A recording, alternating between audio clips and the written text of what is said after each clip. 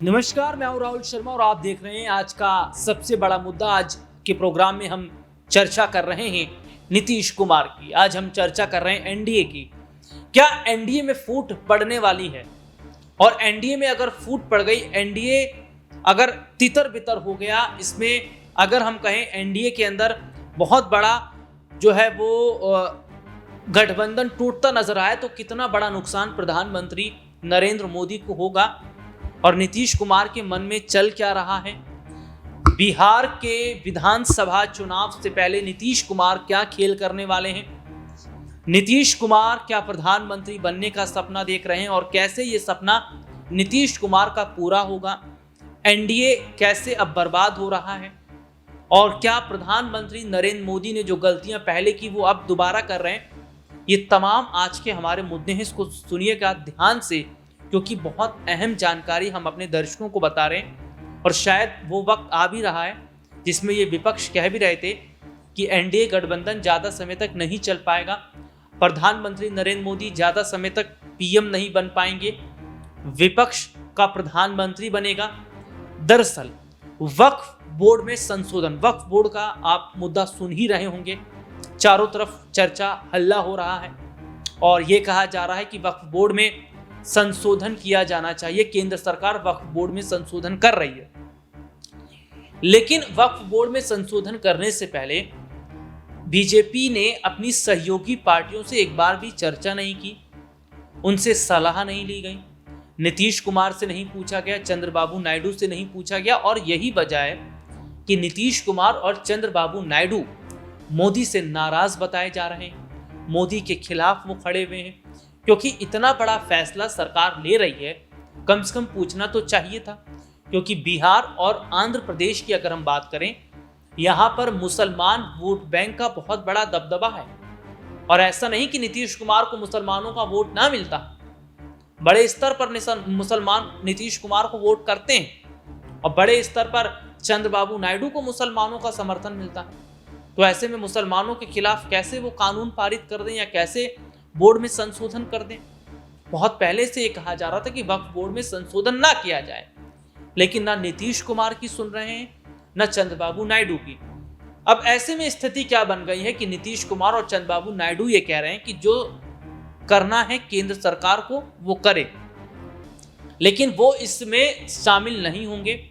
और मौलाना अरशद मदनी ने ये कह दिया है कि नीतीश कुमार और चंद्रबाबू नायडू बिल्कुल समर्थन नहीं करेंगे, क्योंकि मुसलमानों के खिलाफ अगर वो खड़े हुए तो क्या उन्हें भुगतना पड़ेगा वो अच्छी तरीके से जानते हैं। और ये तक कहा गया कि जो हाशिए पर जो सरकार चल रही है ना, केंद्र में हाशिए पर जो सरकार चल रही है, उस सरकार को, समझ रहे हैं आप, हाशिए पर जो सरकार चले उस सरकार को गिराने का वक्त आ गया, ये कहा मौलाना अरशद मदनी ने।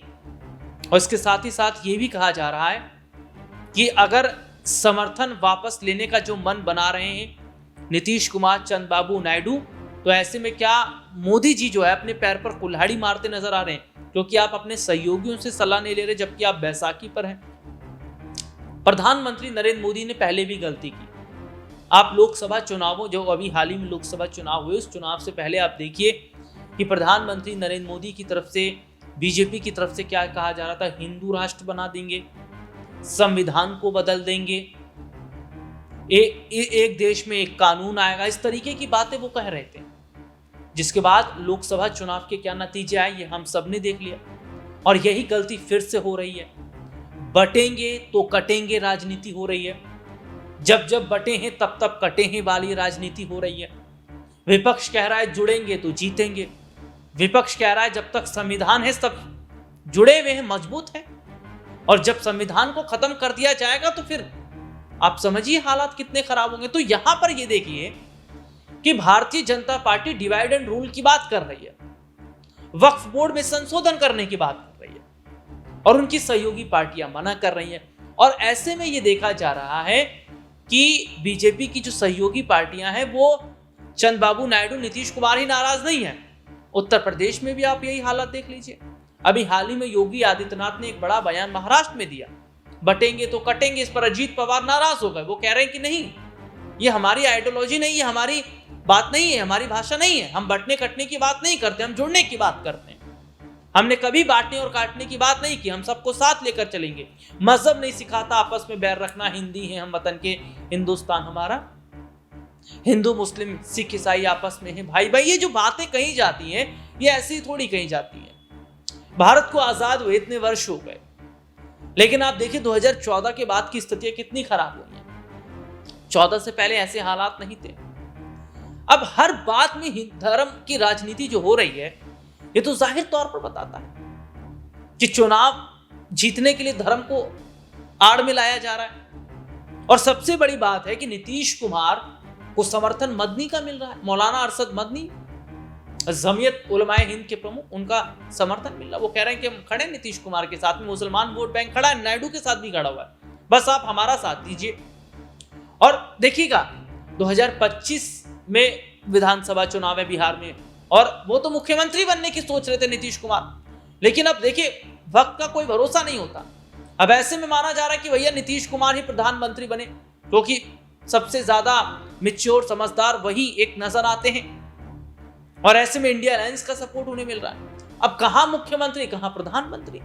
अब प्रधानमंत्री पूरे देश की कमान हाथ में मिलेगी तो क्यों मना करेंगे नीतीश कुमार। वो तो कहेंगे भैया मैं तो प्रधानमंत्री बनना चाहता हूं। वो चाह भी रहे बनना, वो तो चाह भी रहे बनना, क्योंकि वो पहले बनना चाह रहे थे, साथ नहीं मिल पाया उनका विपक्षियों का, तो अब साथ सबका मिल रहा है। तो ऐसे में क्यों हाथ आया मौका जाने दें।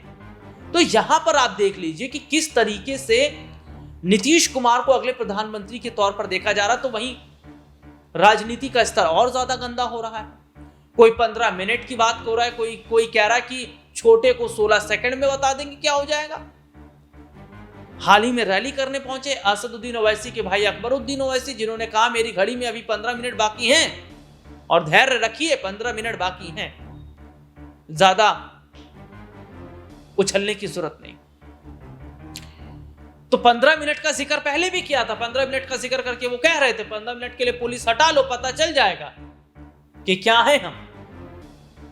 उसके बाद फिर उन्होंने महाराष्ट्र में 15 मिनट का जिक्र कर दिया। उसके बाद नवनीत राणा कह रही है छोटे को 15 मिनट चाहिए, हमारा को 15 सेकंड चाहिए, हम 15 सेकंड में बता देंगे। कह रही मेरी घड़ी में 15 सेकंड बाकी है मेरी रैली शुरू होने में। तो 15 मिनट 15 सेकंड वाली लड़ाई, बटेंगे कटेंगे वाली लड़ाई, ये जिस तरीके की राजनीति हो रही है, ये जाहिर तौर पर बताता है कि बीजेपी के लिए मुश्किलें खड़ी हो रही है, क्योंकि वोट बैंक इनके हाथ से फिसल रहा है। और अगर समर्थन वापसी की बात करें तो वक्फ बोर्ड में अगर संशोधन का जो मन या फैसला करने का मन बनाया है सरकार ने, अगर ऐसा होता है तो शायद चंद्रबाबू नायडू और नीतीश कुमार समर्थन वापस ले लें, क्योंकि वो मदनी के साथ खड़े आने वाले वक्त में मदनी बिहार में रैली करेंगे, आंध्र प्रदेश में रैली करेंगे। तो ऐसे में माना जा रहा है क्या पीएम मोदी की सत्ता वाकई खतरे में है, और क्या देश में अगले प्रधानमंत्री के तौर पर नीतीश को देखा जा रहा है। आपकी क्या राय इस मुद्दे पर कमेंट जरूर कीजिएगा। फिलहाल आज के इस प्रोग्राम में इतना ही, आपसे फिर दोबारा मुलाकात होगी, तब तक के लिए इजाजत दीजिए।